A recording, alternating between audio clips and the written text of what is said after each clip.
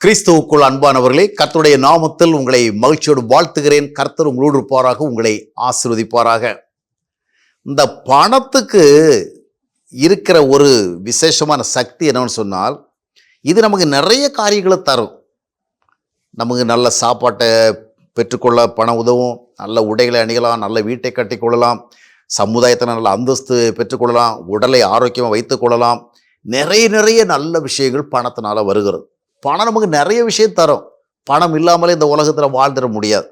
We need money. ஆனால் பணம் நிறைய விஷயம் தரும். நல்ல பணம் வந்து நம்ம ஹெல்த்தியாக வாழலாம், சந்தோஷமாக வாழலாம். சந்தோஷமும் தரும் பணம்.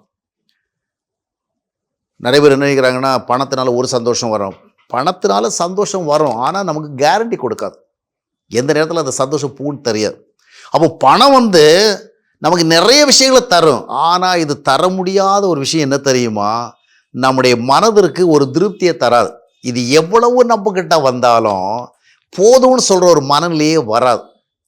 எவ்வளவு பணம் வந்தாலும் மனநிலையில் நாம் ஒரு திருப்தி அடைந்து, சரி நம்ம போதுமான அளவு பணம் சம்பாதிச்சிட்டோம் அப்படி சொல்லி நிம்மதியாக தூங்க விடாது. இன்னும் உனக்கு வேணும், இன்னும் உனக்கு வேணும் சொல்லுவாங்க. அதாவது கடல் நீரை குடித்தவன் என்ன பண்ணுவானா, இன்னும் அவனுக்கு தாகம் வந்துக்கிட்டே இருக்குமா. ஏன்னா குடிக்கிறதவன் கடல் நீர். தாகம் வந்தோன்னு மறுபடியும் என்ன பண்ணுறான், ஒரு டம்ளர் கடல் நீரை குடிக்கிறான். அது என்ன பண்ணும், இன்னும் தாகத்தை கிரியேட் பண்ணும். அப்போ கடல் நீரை அருந்த தாகம் வர. அந்த மாதிரி பணம் வர வர மனுஷனுக்கு என்ன நடக்குன்னு சொன்னால், போதுங்கிற ஒரு ஃபீலிங் கிடைக்கல, போதாதுங்கிற ஒரு ஃபீலிங் கிடைக்கும். அதனால தான் அப்போஸ்தலன் பவுல் சொன்னார், அதாவது போதும் என்ற மனதுடனே கூட தேவ பக்தி தான் மிகுந்த ஆதாயம்.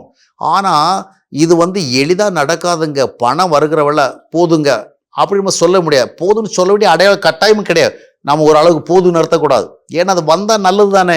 நம்ம 4 பேருக்கு உதவி செய்யலாம், 4 பேரை தூக்கி விடலாம், நாம் வந்து ஆண்டோடைய பணிகளை செய்யலாம். அதனால ஓரளவுக்கு வந்தோடனே போதும்பா, என்ன பணமே வேணாம், ஒதுங்க தேவையில்லை. அதே நேரத்தில் இந்த போதும்ங்கிற உணர்வு வரலைன்னா எப்போவுமே நமக்கு ஒரு அண்ட்ரஸ்ட் இருந்துக்கிட்டே இருக்கும். இன்னும் வேணும், இன்னும் வேணும், இன்னும் வேணும்.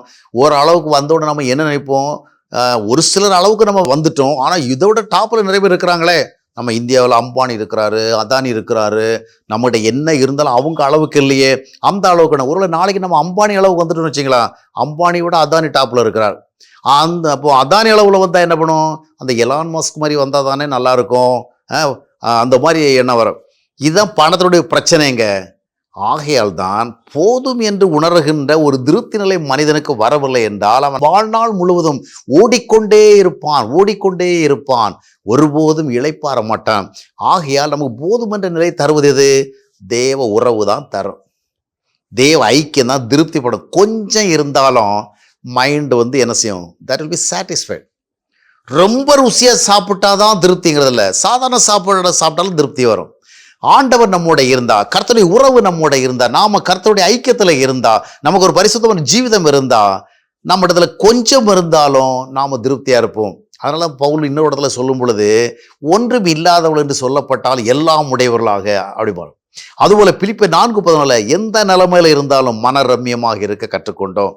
எனவே அருமையானவர்களை, நீங்க பணத்தை தேடக்கூடாது என்று நான் சொல்ல மாட்டேன். பணத்தை தேடுங்க, பொருளை தேடுங்க. ஆனால் நீங்கள் பிரதானமாக தேட வேண்டியது தேவ உறவை. தேவ உறவை தேடினா சரியான வழிகளை தேடுவீங்க, சரியான வாழ்க்கை முறை தேடுவீங்க, சரியான பண்புகளை தேடுவீங்க, சரியான நோக்கங்களை தேடுவீங்க. அப்போ உங்கள் இருதயம் அமைதி அடையும். அந்த பின்னணியில் நீங்கள் எவ்வளோ பணம் சம்பாதிக்கிறீங்களோ அந்த பணம் உங்களுக்கும் திருப்தியை கொடுக்கும், மற்றவர்களுக்கும் பிரயோஜனத்தை கொடுக்கும், தேவனுக்கும் தேவனுடைய ஊழியங்களுக்கும் பயன்படும், ஆண்டவருக்கும் மகிமை கொடுக்கும். எது முதலிடத்தில் இருக்கணும்? தேவ உறவு. தேவ உறவு இல்லாத பணம் வேண்டாம்.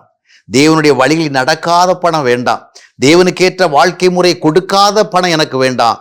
அந்த விதமான ஒரு சிந்தை வர வேண்டும். எனவே பணம் நிறைய கொடுக்கும், உண்மையான திருப்தியை கொடுக்காது. அதை ஆண்டவர் மட்டும் தான் தர முடியும்.